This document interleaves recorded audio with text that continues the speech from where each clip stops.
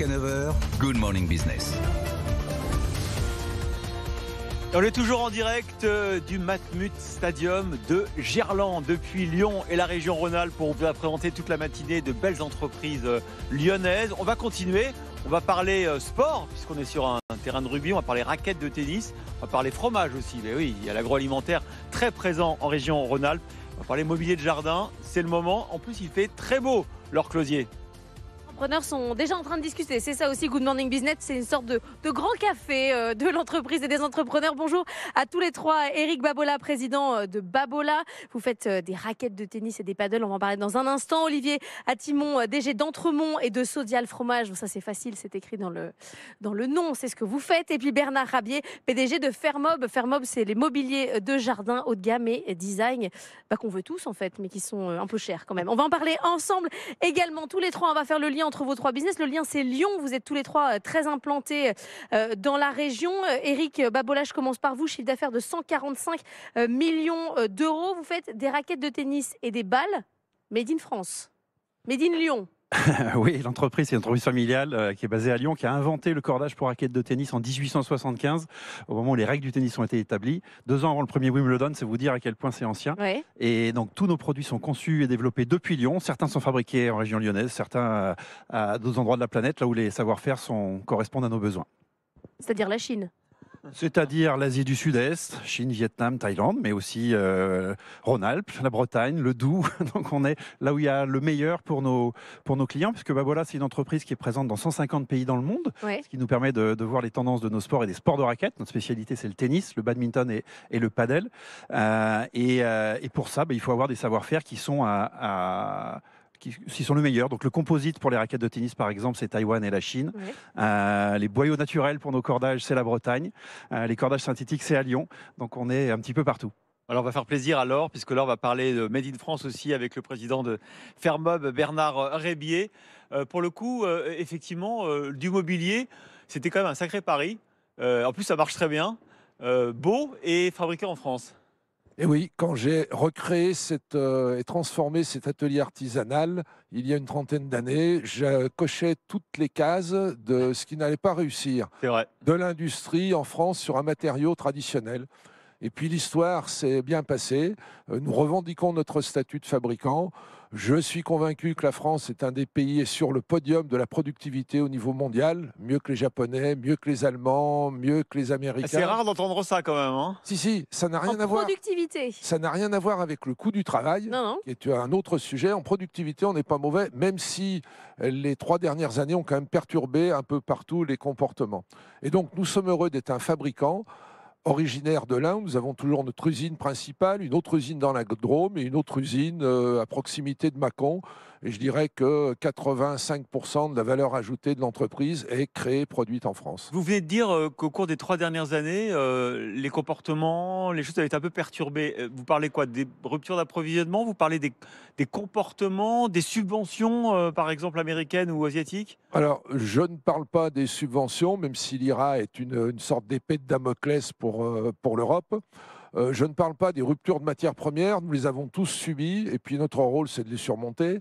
Je parle bien des comportements humains, de l'attitude face au travail et face à la nouvelle organisation que nous devons tous gérer. Et ça n'est pas une remarque critique.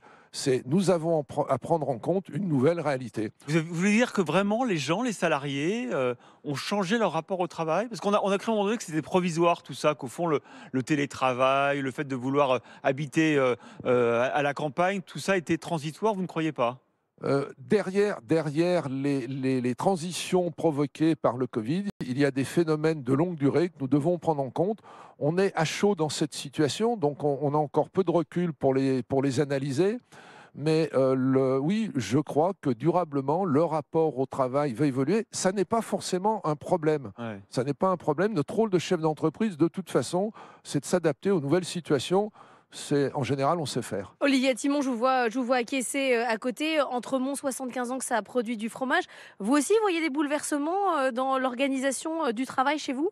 Oui, je vois des salariés qui sont impliqués et qui sont plutôt en recherche de sens maintenant.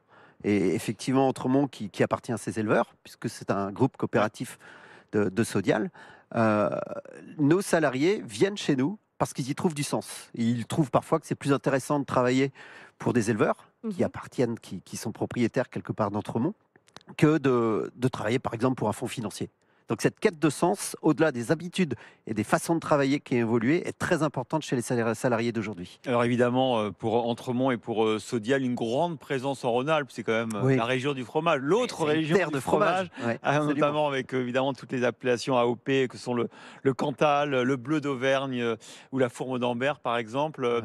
Il y a combien de salariés alors, je ne sais pas si c'est des salariés, parce que finalement c'est des coopérateurs aussi, des agriculteurs qui sont dans votre orbite. Tout ça, c'est la même équipe. Sur le Rhône-Alpes, on a le tiers de nos activités qui sont dans le Rhône-Alpes. C'est effectivement une terre de fromage. Puis vous avez parlé de l'Auvergne, mais il y a aussi la Savoie, avec l'Abondance. Bien sûr. L'Emmental, évidemment. Mais le Beaufort. On a le tiers de nos activités, c'est-à-dire qu'on a 1000 salariés qui travaillent en Rhône-Alpes, que ce soit à Annecy, où le siège d'Entremont est toujours depuis 1948. Et puis, on a plus de 3000 éleveurs, donc qui sont propriétaires quelque part des activités fromagères et d'Entremont.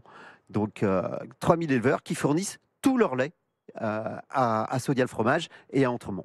Bernard Rébier disait je suis convaincu que la France peut être une terre d'industrie. On a vu pourtant le pays quand même se désindustrialiser ces dernières années. Sur les questions agricoles, là vous trouvez l'état d'esprit comment sur ceux qui vous fournissent le lait? Alors déjà on a parlé du Covid tout à l'heure. Et les éleveurs et les équipes dans les usines, dans les fromageries étaient là au rendez-vous justement pour nourrir les populations. Donc il y a toujours cette implication qui est très très forte. Ensuite, on a eu effectivement avec la guerre en Ukraine, la reprise post-Covid, énormément de désorganisation industrielle dans nos outils, dans nos usines. Mais nous sommes toujours là au rendez-vous et nos éleveurs sont toujours là aussi pour justement gérer effectivement ces aléas. Donc il y a effectivement cette notion du prix du lait, le coût de production du lait, il a clairement explosé chez nos éleveurs. Et il y avait cette nécessité effectivement de passer des hausses et d'avoir un prix de nos activités fromagères qui soient en adéquation avec l'augmentation du prix du lait de nos Vous avez éleveurs. l'impression que les hausses sont passées? Oui. C'est bon. Oui. Enfin, c'est bon pour. Non, il fallait absolument aller chercher effectivement des hausses supplémentaires par rapport au coût de production. Donc chez nos éleveurs. Donc ça, c'était vital, aussi bien pour nos éleveurs que pour nos activités de transformation. Et je pense que la plupart, effectivement, de nos hausses, là, sont actées et sont passées maintenant. Alors, peut-être qu'on parle de hausse, il y aura peut-être des baisses. Vous avez vu que le ministre de l'économie, Bruno Le Maire, demande des renégociations commerciales en juin. Cette fois-ci, dans l'idée, c'est peut-être d'obtenir des baisses de prix de la part des industriels ou de l'agroalimentaire. Ça fait rire votre voisin. Ça vous fait rire tous les trois. C'est les incantations ministérielles qui me font sourire. Il faut savoir ce que l'on veut. Est-ce que l'on veut une souveraineté alimentaire avec un prix du lait qui soit suffisamment décent pour nos éleveurs et pour pouvoir renouveler les générations, ou effectivement se remettre déjà, alors qu'on vient à peine d'obtenir des hausses, à reparler de baisse. 80% de nos charges, c'est le prix du lait. Donc on est en train de parler du prix du lait. Vous avez trouvé que la grande distribution, elle a joué le jeu, elle joue le jeu maintenant, notamment dans la relation avec les producteurs, les éleveurs. Alors, en partie. Elle a joué le jeu sur les marques, sur Entremont, elle a joué le jeu sur les marques distributeurs, elle ne joue plus le jeu sur les premiers prix.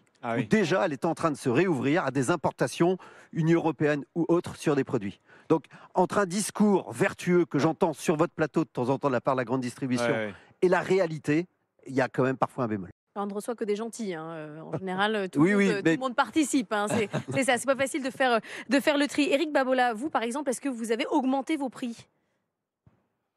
Oui, on a surtout, nous, le Covid, ça a fait réaliser à plein de gens que le sport et la santé, il y avait un lien et que faire du sport, ça le permettait de le faire. Les gens avaient du temps, avaient envie de faire du sport. Et finalement, faire du sport tout seul, courir ou faire du vélo, c'est pas très marrant. Nous, on est dans des jeux, le tennis, le padel, où on interagit avec les autres. Et donc ça c'est devenu une réalité. Et donc, quand les gens ont envie, ils sont plaisir, la valeur qu'ils peuvent mettre dans les produits est un petit peu différente que dans des biens de consommation. C'est plus 30 sur l'année? C'est quoi votre augmentation de prix sur un an? Non, on est plutôt autour de plus 10%, on va dire, en 2022. Alors, Éric Babola, président de Babola, donc encore une fois, une ETI familiale. Il y en a beaucoup dans cette région et c'est souvent une manière d'être sans doute plus résilient, de voir plus à long terme. C'est un modèle économique qu'on voit souvent très bien fonctionner sur notre plateau. Comment vous l'expliquez, vous ? Écoutez, nous on fait ça depuis bientôt 150 ans. Comme disait Bernard, on fait des choses à l'époque. Moi, quand j'ai repris l'entreprise il y a maintenant 25 ans, c'était pas à la mode de ne pas avoir d'investisseurs et de pas faire des effets de levier. Nous, nos valeurs, c'est on construit, on gagne, ce qui nous permet d'avancer. Et sur ce coup, je crois que dans la dimension des ETI ou des entreprises familiales, il y a un luxe qui est le temps. on fait des choses dans le temps long. Et ça fait une grosse différence. On n'est pas au trimestre. Quand on tente des choses, ça ne veut pas dire qu'on n'arrête pas des choses qui ne marchent pas, mais on se donne le temps et on creuse et on investit, on se donne le temps d'y arriver. Et ça fait une grosse différence. Nos clients le mesurent. Moi, je dis souvent, la qualité, c'est pas quelque chose qu'on décrète. La qualité, c'est quelque chose qu'on mesure dans le temps. Quand quelqu'un achète un produit, qu'il en est content, il se dit, j'ai bien fait. Et ça, il n'y a que le temps qui le permet. Alors, on peut se demander peut-être pourquoi on vous a mis tous les trois ensemble, mais c'est vrai que là, on a comme l'illustration d'une ETI familiale, d'une coopérative agricole et d'un industriel qui fabrique, qui fait du Made in France et qui dit qu'en plus, on est compétitif. On voulait finir sur ce bouquet final en fait d'optimisme. Sur l'industrialisation, vous étiez tout à l'heure critique sur les discours gouvernementaux. Le fait que le gouvernement, là, pour le coup, acte le fait que l'avenir de l'économie, c'est quand même dans une nation industrielle. Vous êtes d'accord avec ça? Bernard Rébier. Oui, alors d'abord, je précise que Fermob est également une entreprise familiale. La transmission, la deuxième génération vient de faire. C'est un sujet qui me tient à cœur puisque je préside au niveau de la région Auvergne-Rhône-Alpes un réseau qui s'appelle le Family Business Network qui s'intéresse justement à la gouvernance des entreprises familiales. Pour revenir à votre question, oui, bien entendu, la nécessité de l'industrialisation par la diversité des emplois est tout à fait intéressante. Je souriais tout à l'heure parce qu'on a souvent des incantations gouvernementales. Elles sont nécessaires, elles sont parfois un peu désagréables quand elles laisseraient entendre que sans ces incantations, nous ne prenons pas nos responsabilités. Un peu dans tous les domaines. Ces implantations industrielles, nous avons besoin de diversité dans nos emplois pour être collectivement forts et solides. Donc, moi, je suis content d'avoir créé sur la région près de 400 emplois industriels. C'est une fierté, puis c'est un acte citoyen et ça donne du sens. Pour revenir à ce que disait Olivier, cette fierté, elle est partagée par tous nos salariés. Ils ont fait des produits accessibles, hein. 70 € une chaise. 70 € une chaise, elle est belle. Elle est magnifique, elle est en couleur. Elle est très belle. Mais vous pensez déjà à la transmission, à l'après? Vous parliez d'entreprise familiale. Ah, c'est fait déjà. C'est fait en ce qui me concerne. Mon fils aurait pu venir ici, mais il avait d'autres occupations. Merci beaucoup à tous les trois, Entremont, Sodial, Fermob et Babolat, d'avoir été avec nous.